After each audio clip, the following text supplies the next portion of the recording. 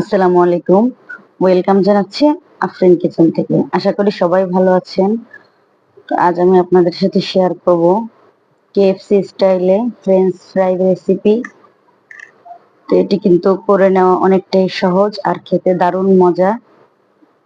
একেবারে ছোট বড় সবাই কিন্তু এই ফ্রেঞ্চ ফ্রাই খেতে অনেক বেশি পছন্দ করে থাকেন। আর এটি বাহিরে কিন্তু আমরা অনেক বেশি দাম দিয়ে কিনে খেয়ে থাকি। কিন্তু এভাবে খুব সহজেই বাড়িতে বানিয়ে নিতে পারবেন। তো এর জন্য আমি আলুগুলোকে একটু লম্বা লম্বি করে এভাবে করে কেটে নিয়েছি। একেবারে মোটাও না আর একেবারে চিকনও না। তো এর ভিতরে প্রথমে আমি পরিমাণ মতো লবণ, তারপরে সামান্য হলুদ এবং মরিচের গুঁড়া দিয়ে নিয়েছি। তারপরে আমি 1 টেবিল চামচের মতো চালের গুঁড়ো দিয়ে নিয়েছি।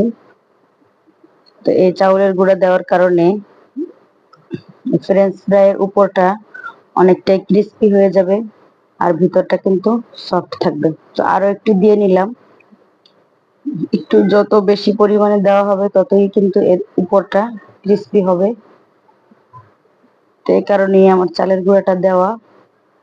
আর বাহিরেও কিন্তু এভাবেই করে ফ্রেঞ্চ ফ্রাই তৈরি করে। তো আমার মাখানো শেষ, এখন আমি ভাজার জন্য চুলার কাছে চলে যাচ্ছি। তো কড়াই বসিয়ে এর ভিতরে আমি পরিমাণ মতো তেল দিয়ে নিচ্ছি। তো তেলটা গরম হওয়ার পরে এখন আমি এটাকে ভেজে নিব। তো আপনারা চাইলে এর থেকে অল্প পরিমাণ দিয়েও আপনি ভাজতে পারবেন। আর এভাবে যদি একবারে বেশি করে দেওয়া হয় তাহলে ভাজতে একটু সময় লাগবে, কিন্তু এভাবে অনেকগুলো একসাথে দিলেও কিন্তু ভাজা হয়ে যাবে। তো আপনারা যারা ইতিমধ্যে আমার চ্যানেলটিকে সাবস্ক্রাইব করে ফেলছেন তাদেরকে অসংখ্য ধন্যবাদ। আর আমার ভিডিওটি ভালো লাগলে যারা নতুন আছেন তারা অবশ্যই আমার চ্যানেলটিকে সাবস্ক্রাইব করে ফেলবেন। তো দেখেন প্রায় 5 মিনিট ভাজার পরে এরকম কিছু জায়গায় লালচে হয়ে আসছে, আবার কিছু জায়গায় একটু হলুদ হলুদ আছে, কিন্তু সিদ্ধ হয়ে গিয়েছে পুরোপুরি।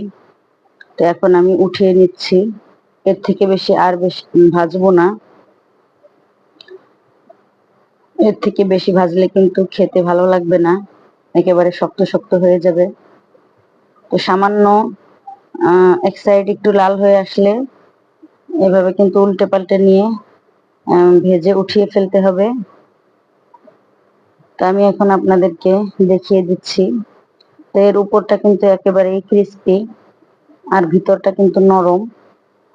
তো এটা অবশ্যই সস দিয়ে খেলে দারুণ লাগবে। আমি আপনাদের দেখিয়ে দিচ্ছি, দেখেন একেবারে কিন্তু সিদ্ধ হয়ে গিয়েছে।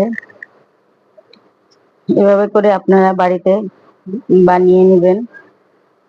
এটা কিন্তু বাচ্চারা খেতে দারুণ পছন্দ করে। ভালো থাকবে, আজ এই পর্যন্ত।